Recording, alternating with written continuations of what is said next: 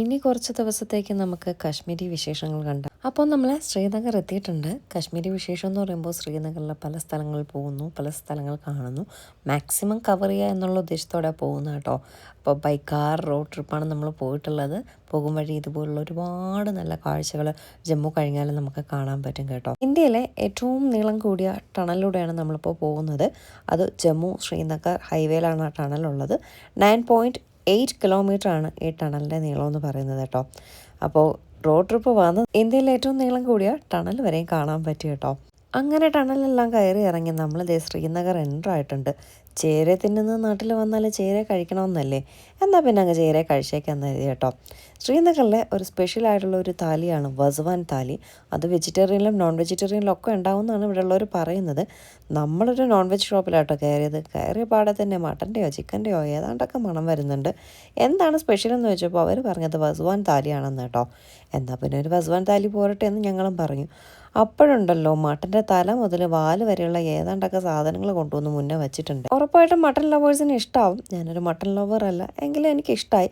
പിന്നെ നമ്മുടെ റെജീലയുടെയും ബിസ്മിയുടെയൊക്കെ അടിപൊളി മട്ടൻ കറിയൊക്കെ കഴിച്ചിട്ട് വരുമ്പോൾ ഇതും ഓക്കെ അത്രയേ ഉള്ളൂ കേട്ടോ. പിന്നെ അവരുടെ ആ ഒരു ടേസ്റ്റിനൊക്കെ അതങ്ങോട്ട് സെറ്റാവും കേട്ടോ.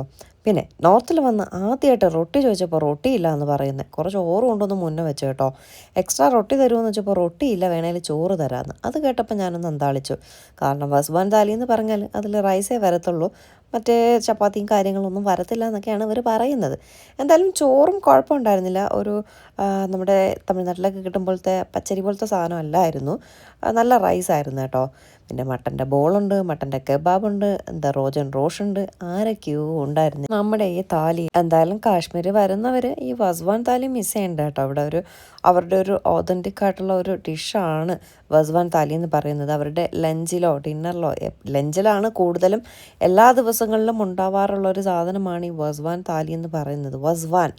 അപ്പോൾ അതുകൊണ്ട് കാശ്മീർ വരുന്നവർ ഒരു പ്രാവശ്യമൊക്കെ ഒന്ന് ട്രൈ ചെയ്ത് നോക്കാം എന്താ സംഭവം എന്ന് അറിയാനായിട്ടൊക്കെ. അങ്ങനെ ശ്രീനഗർ കയറി അവരുടെ ഓതൻറ്റിക് ആയിട്ടുള്ള ഒരു താലിയും കഴിച്ചു.